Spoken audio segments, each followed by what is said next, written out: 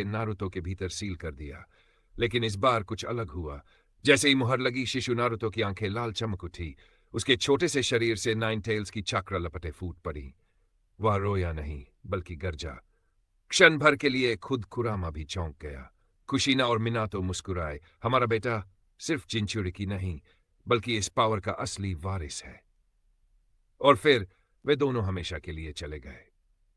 भागन, बचपन का अकेलापन। नारुतो अनाथ था और गांव वाले उससे डरते थे, पर वह कमजोर नहीं था। छोटे से बच्चे की चोटें पल भर में ठीक हो जाती। अगर कोई उसे लड़ने आता तो उसकी लाल चक्रा की एक लहर ही सबको बेहोश कर देती।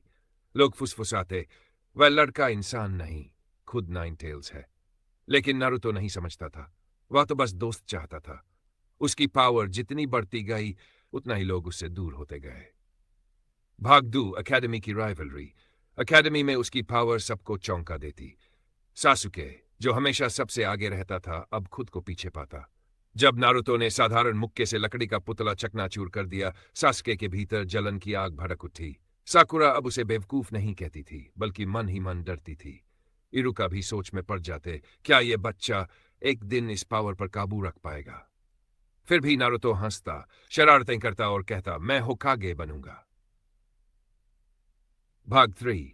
टीम 7 का पहला मिशन। जब टीम 7 बनी, काकाशी ने तुरंत समझ लिया कि यह बच्चा साधारण नहीं है। लैंड ऑफ वेव्स के मिशन पर सब स्पष्ट हो गया। जब हाकू ने सास्के को अपने आइस मिरर्स में फंसाया, नारुतो का गुस्सा फूट पड़ा। उसके शरीर पर दो टेल्स की चक्र क्लोक लहराई और मिरर्स पल भर में टूट गए। हाकू दंग रह गया। यह पावर असंभव है।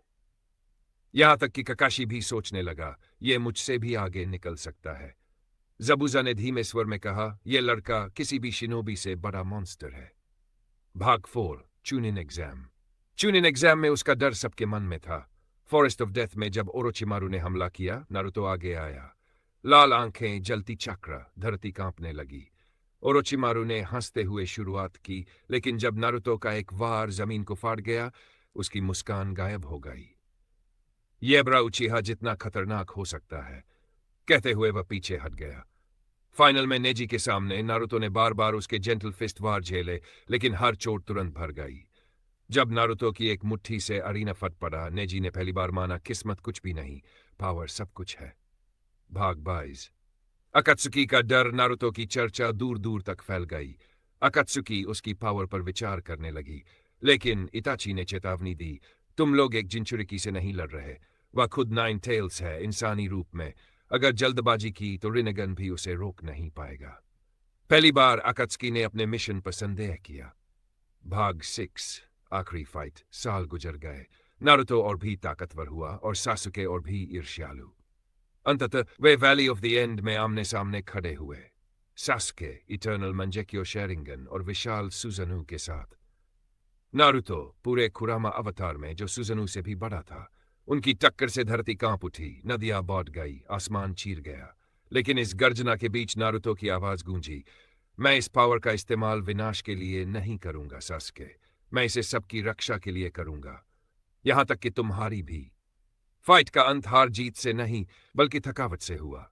सासुके जमीन पर गिरा हुआ नारुतो की ओर देख मुस्कुराया, तू मॉन्स्टर नहीं, सच में इंसान है। अंत। इस दुनिया में नारुतो कभी अंडरडॉग नहीं था। वह जन्म से ही देवतुल्य पावर लिए पैदा हुआ था।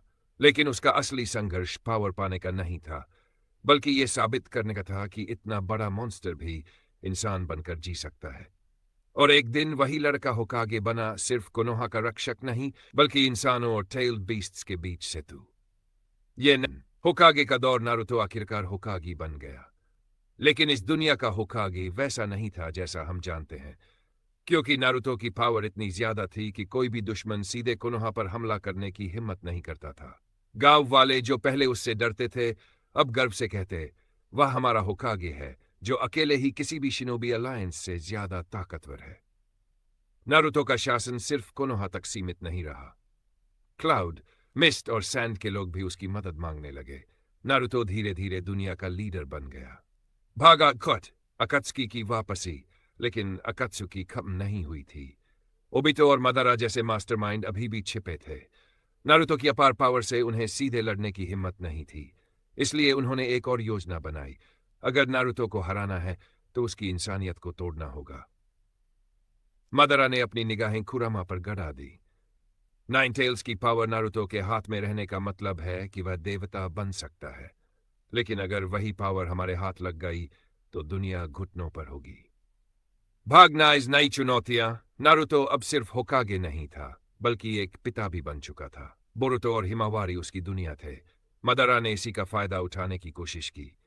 उसने एक नई ताकत जगाई, इनफाइनाइट सुजुनु और ब्लैक जेत्सु के फ्यूजन से बना एक मॉन्स्टर जो कुरामा की चक्रा को चूस सकता था। जब उस दानव ने कोनोहा पर हमला किया, पूरा गांव कांप गया।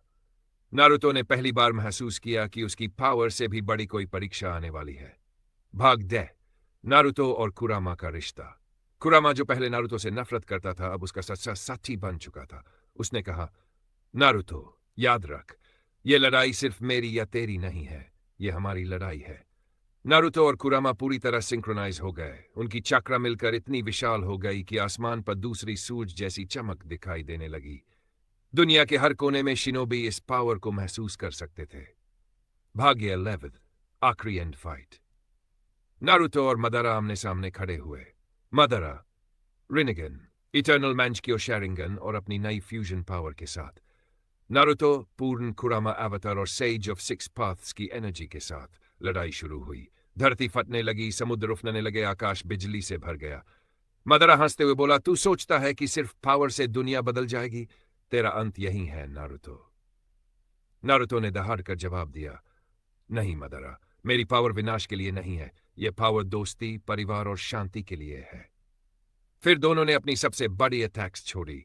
मदारा का इन्फिनिट सुजुनु स्लैश बनाम नारुतो का विशाल रसेंगन जो कुरामा की चक्र से बना था। टक्कर इतनी भयंकर थी कि पूरी घाटी नष्ट हो गई। आखिरकार नारुतो विजयी हुआ। मदारा जमीन पर गिरा, उसकी आंखों से पहली बार हार की चमक दिखी। उसने धीरे से कहा, शायद तू सच में वो शांति ला सकेगा जिसकी मैंने कल्पना भी नहीं की थी। भाग ड्वार्फ। नया युग। नारुतो ने दुनिया को बदल दिया। अब कोई गांव एक दूसरे से नहीं लड़ता था।